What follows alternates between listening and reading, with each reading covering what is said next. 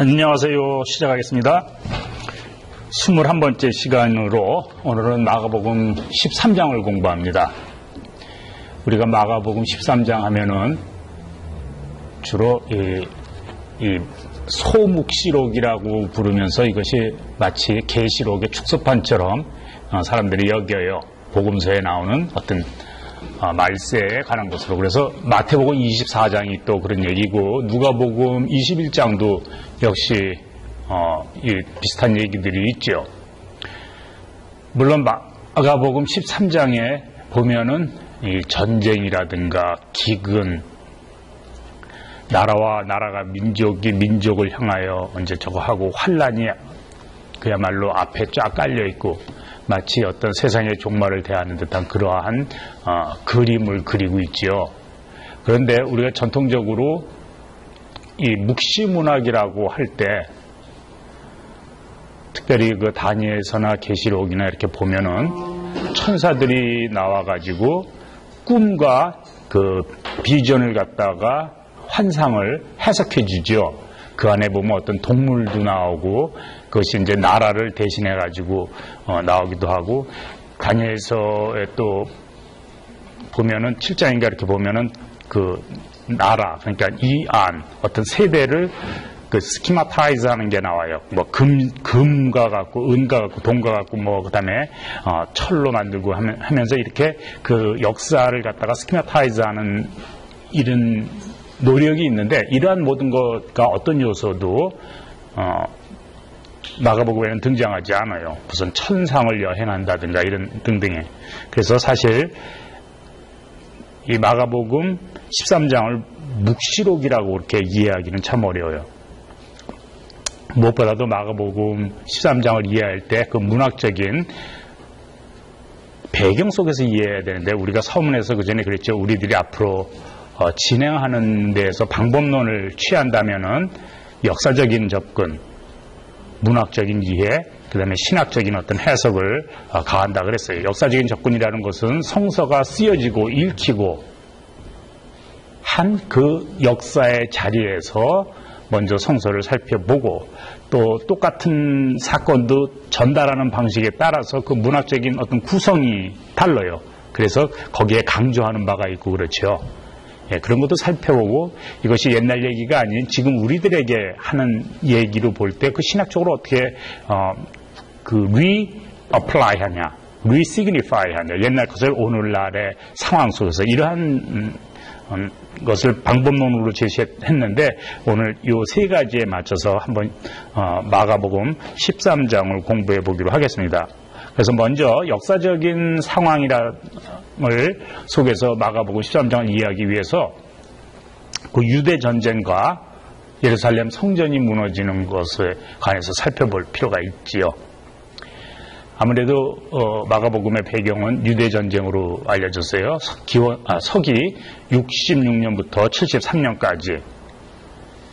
보통 66년부터 70년이라고 그러지만 70년은 예루살렘이 떨어지고 성전이 불에 쌓여서 없어진 거지만은, 사실 사람들이 끝까지 항쟁을 해갖고 마사다 항쟁이 73년까지 들어가죠. 그래서 거기까지 보면은 유대 전쟁을 66년에서 73년으로 봅니다. 얘기했듯이 70년에 예루살렘 성전이 파괴되고 로마 군인들이 불질러서 다 쏴버리죠. 재밌는 것은 우리가 마가복음에도 덜어보지만 제사장이 있고 바리새인이 있고 사두개인이 있고 장로들, 뭐 서기관, 이렇게 각각 또 여기 나오지 않은 열심당원이라든가 zealots, 그 다음에 그 에센스, SNF라든가 이러한 여러 종파들이 어떻게 보면 교단들이 산재하고 있었는데, 묘하게도 70년을 기점으로 살아남은 종파나 이런 부류는 두 부류예요. 바리새파 유대인, 그 다음에 그리스도파 유대인. 물론 다 유대인들이죠. 사람들은 뭐 마치 이제 유대교와 기독교의 싸움처럼 생각하는데, 그거는 몇백 년 후의 일이고, 이 당시엔 기독교인들도 다 유대인이에요. 그러니까 그리스도 예수를 따르는, 예수를 중심으로 유대의 어떤 그 레스토레이션 무브먼트를 일으킨 사람들이 이제 그리스도인들이 되는 거고, 바리새인들을 중심으로 해가지고 정결법과 그것을 강조한 사람들이 이제 그 바리새파 유대인이 되는 거예요. 재밌게도 마가복음 저작 시기를 70년으로 봐요.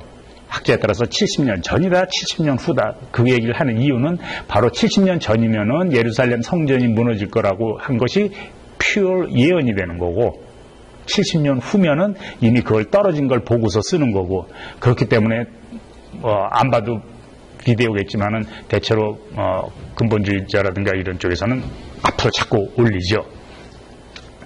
어떻게 됐든 간에 이 70년이 중요한 거는 그 예루살렘 성전이 떨어지기 때문에 이 예루살렘 성전의 붕괴를 갖다 신학적으로 어떻게 보고 있느냐, 이거가 마가복음에서 전해주는 키포인트예요.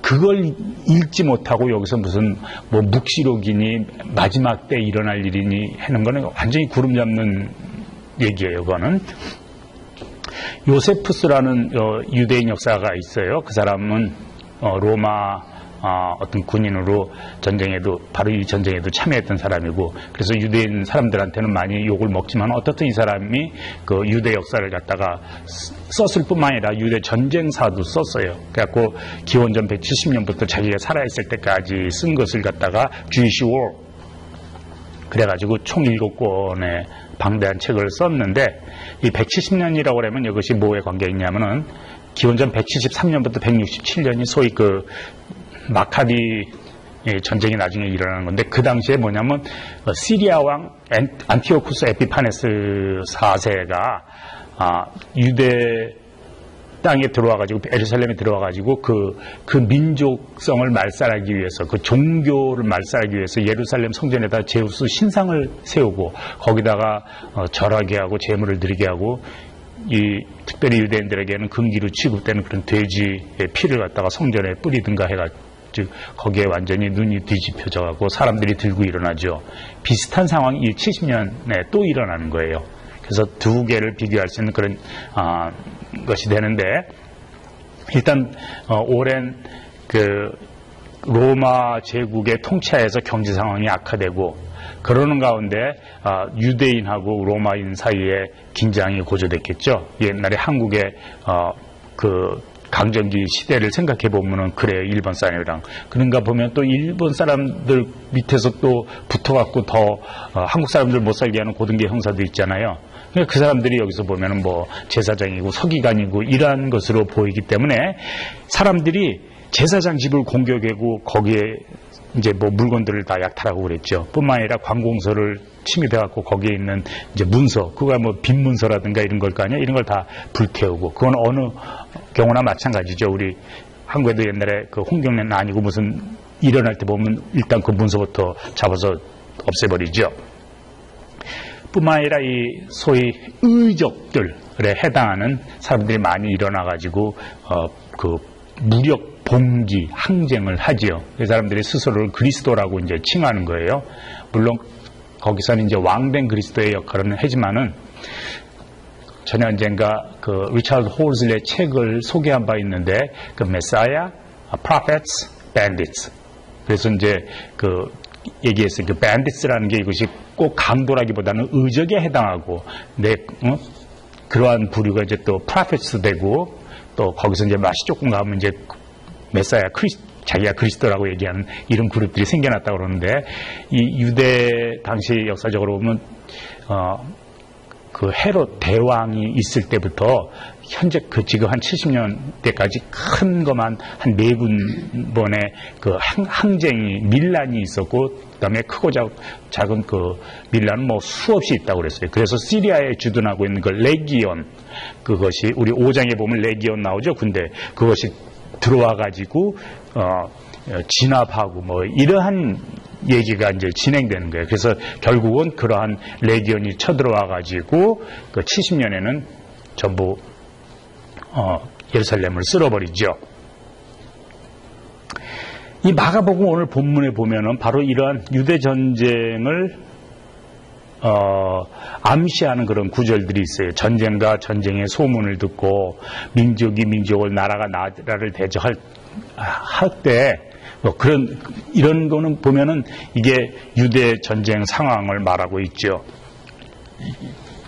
그런가 하면은 그 당시 사람들이 소위 이 군데 지방마다 소위 의족들이라든가 이것들이 무력 항쟁 단체들이 일어나 가지고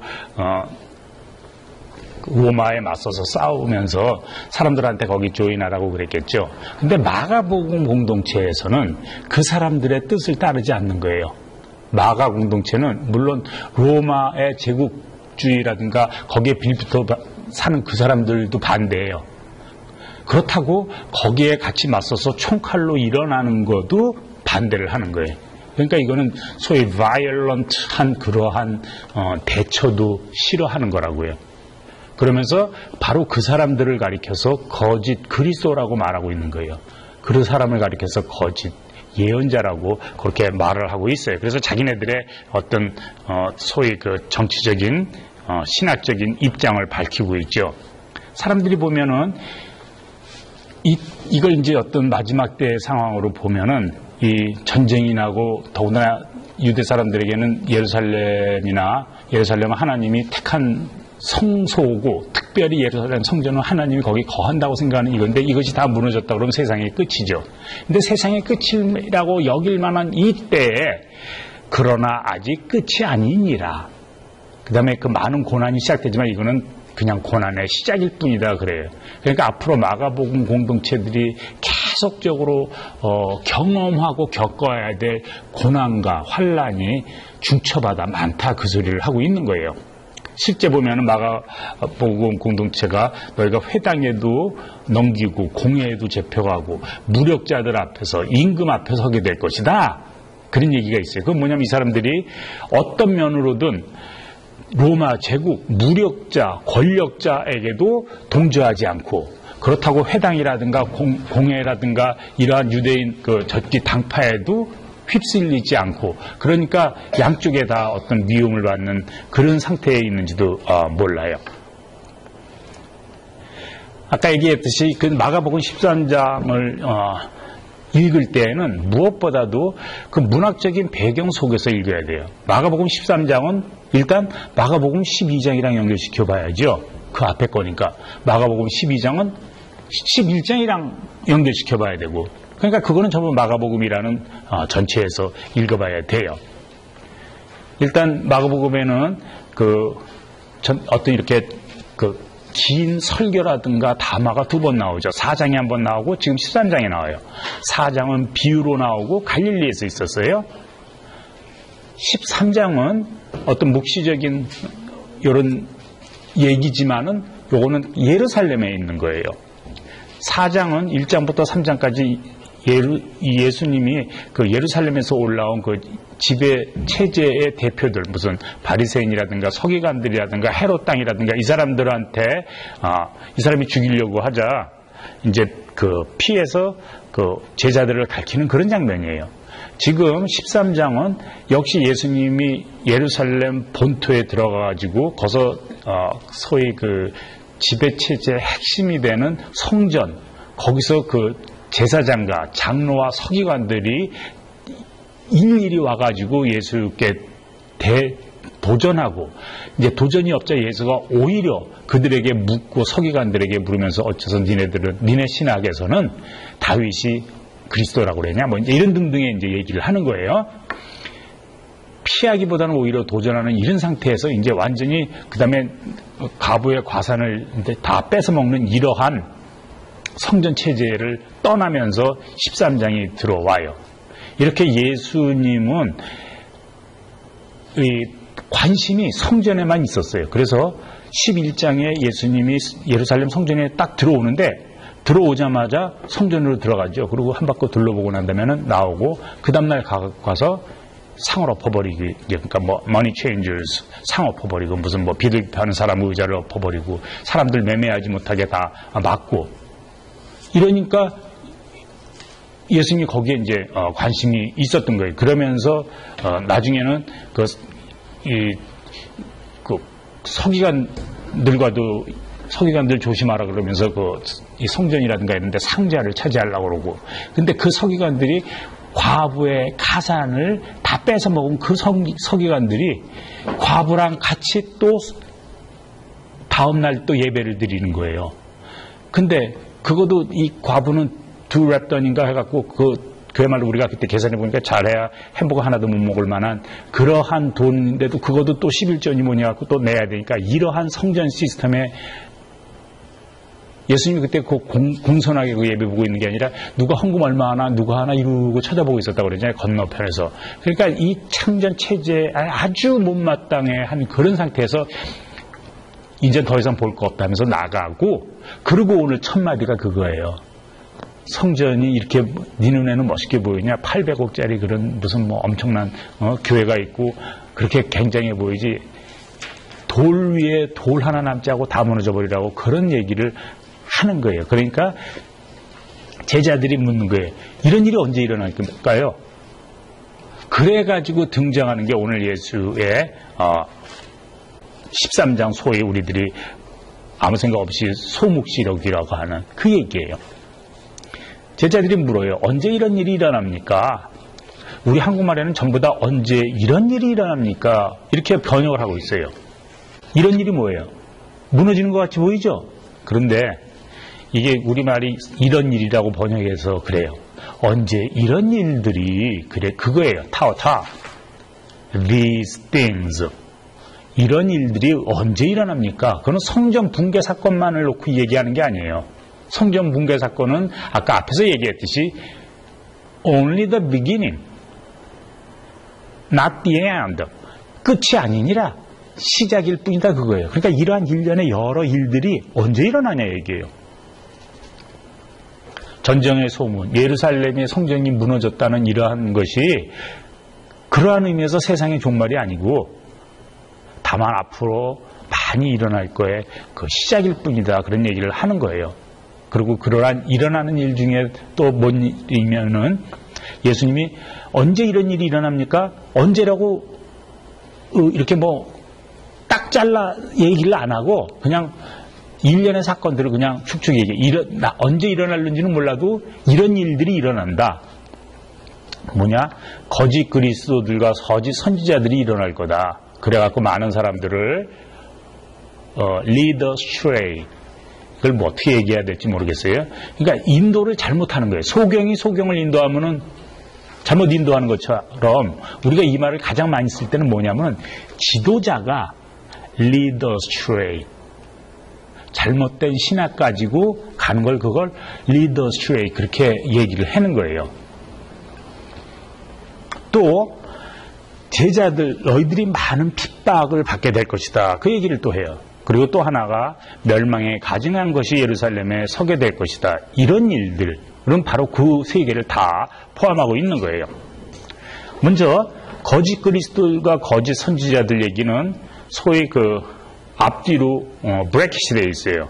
13장 5절 6절 그 다음에 21절 22절. 왜냐하면 23절보다는 언제 이런 일이 일어납니까가 아니라 이런 일이 일어날 때 징조가 뭡니까 할 때 그 징조에 대한 답이 23절부터 나와요. 그러니까 언제 이런 일이 일어납니까는 13장 5절로부터 22절 사이인데 그 처음과 마지막에 거짓 그리스도가 일어날 것을 얘기를 해요. 거짓 그리스도들이 하는 게 뭐냐? 표적과 기사로 사람들을 이렇게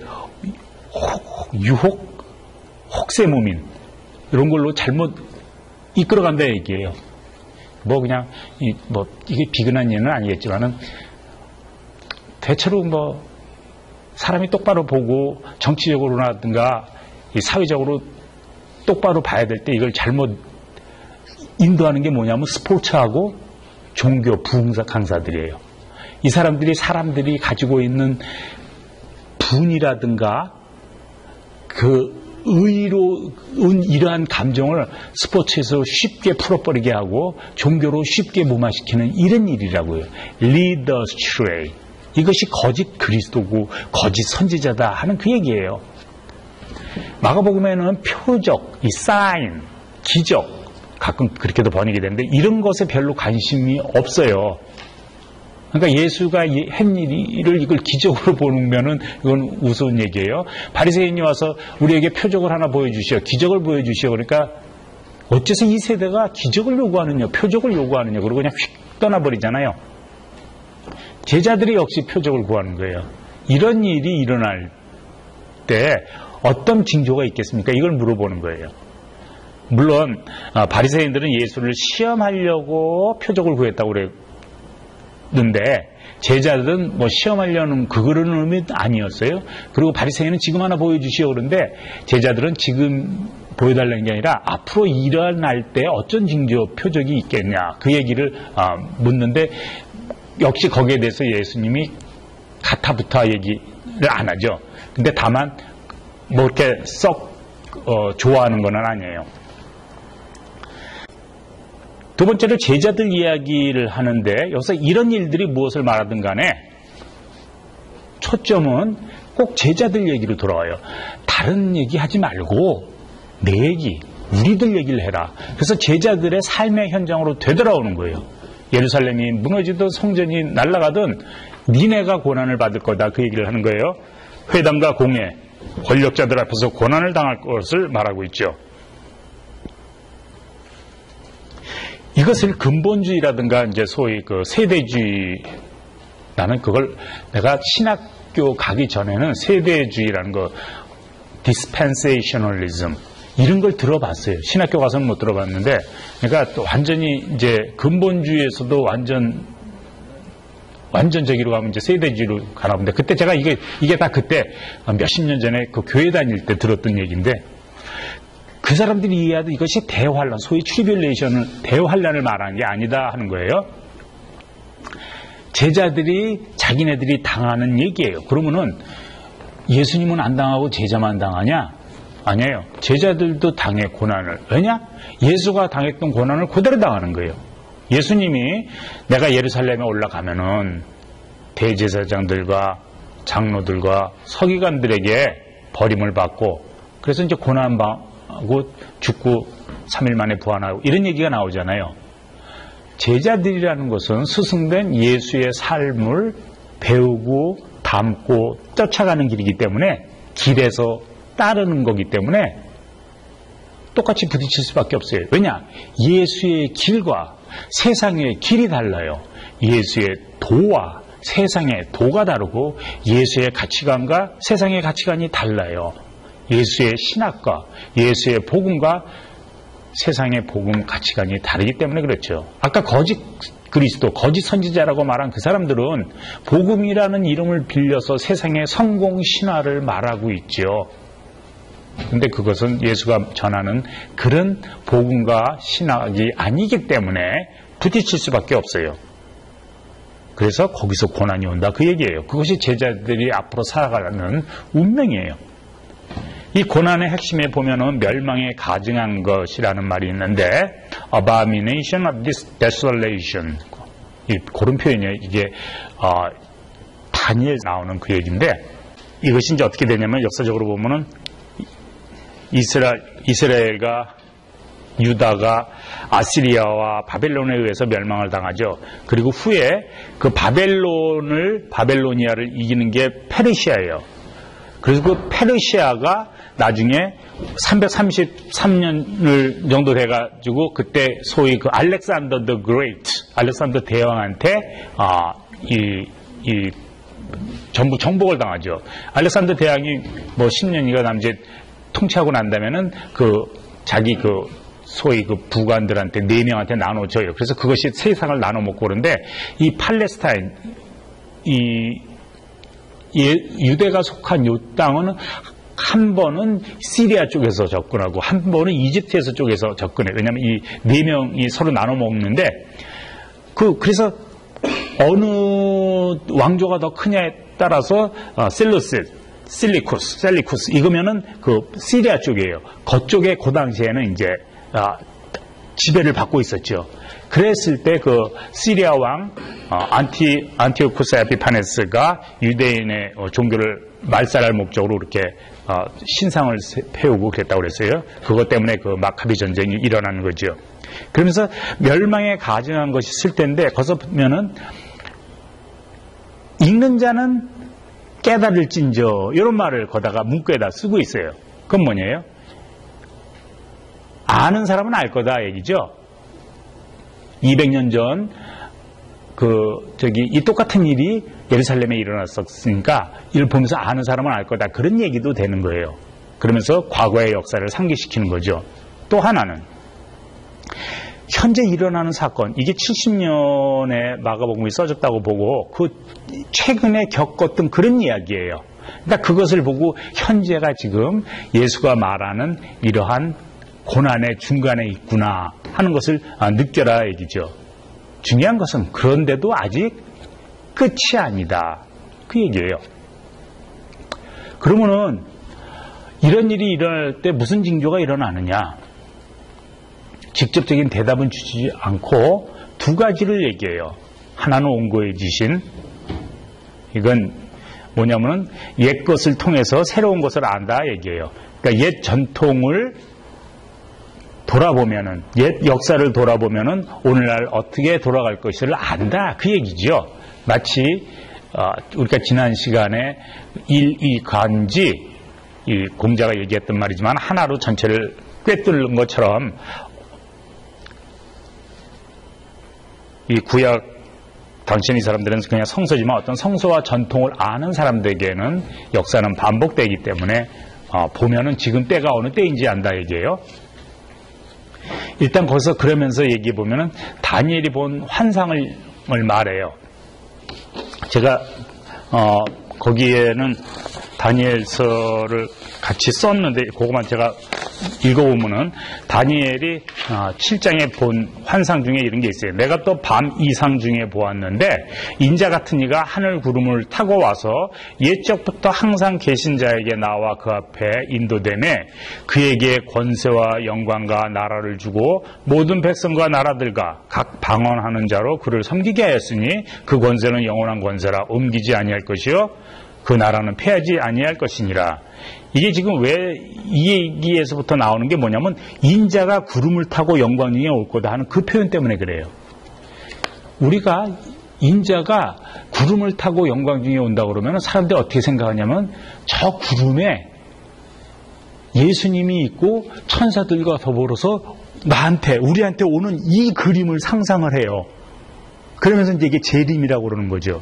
근데 그거는 역사를 모르는 건 얘기예요. 성서를 모르는 얘기예요. 지금 이 표현은 어디서 나오냐면은 다니엘서에 나오는 거예요. 이걸 아주 쉽게 표현하면은 여러분들 연속극 좋아하죠?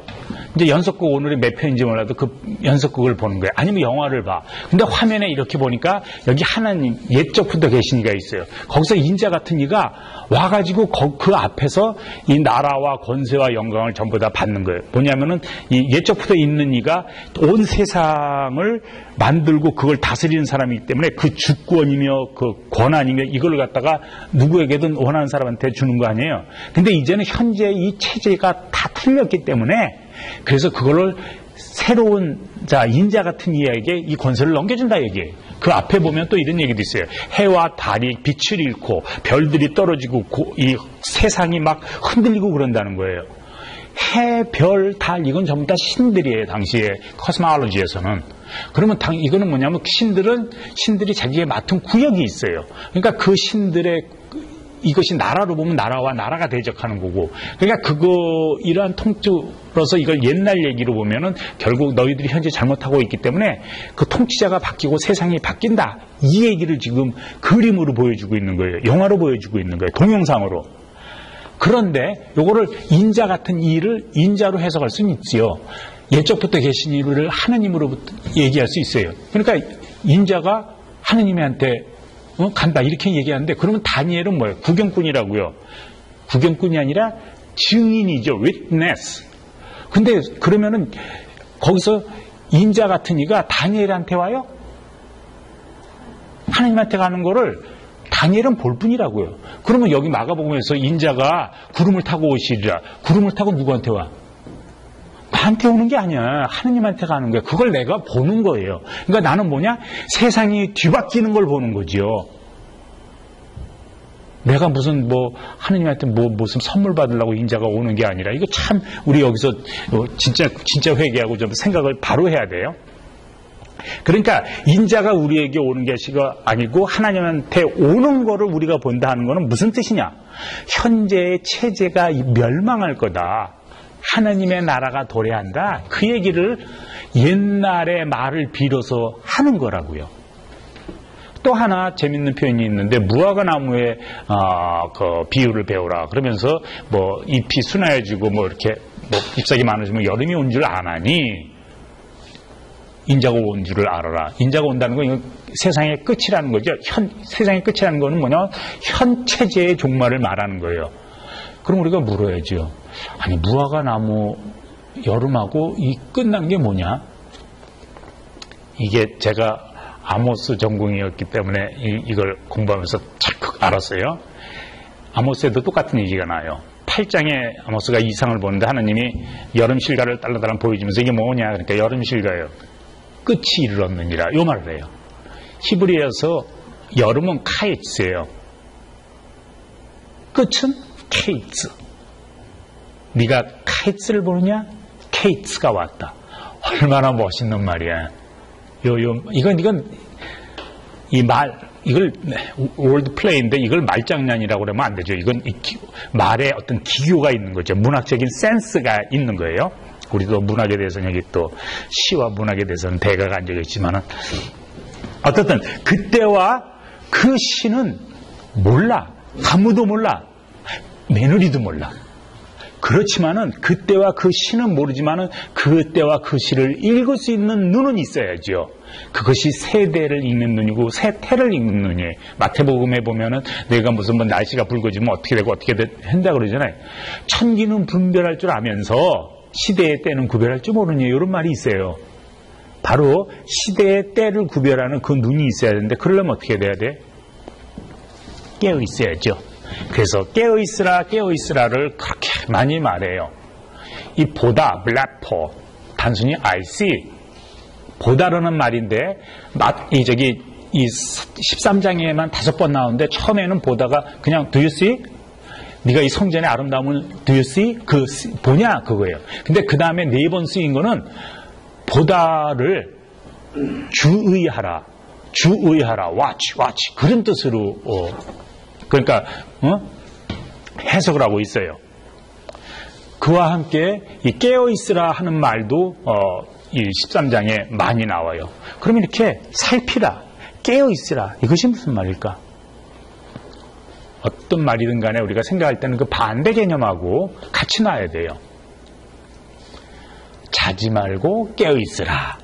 그러니까 자는 거하고 깨어있는 거가 이게 반대 개념이에요. 자는 건 뭐예요? 우리가 잘 때도 봐요. 꿈을 꾸는데 보죠. 근데 우리 마음속에 레지스터가 안 돼. 깨어있지 않기 때문에.